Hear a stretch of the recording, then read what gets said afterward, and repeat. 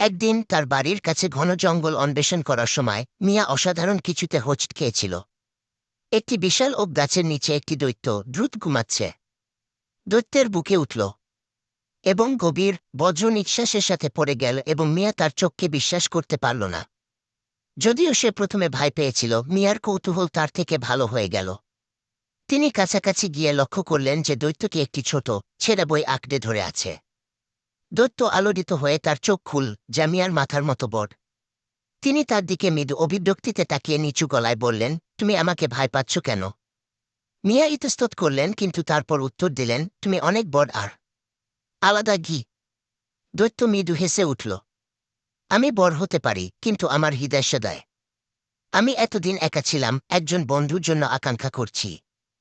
মিয়া হাসলেন, বুঝলেন দৈত্যকে ভয় পাওয়ার নয়, বন্ধুত্ব করতে হবে।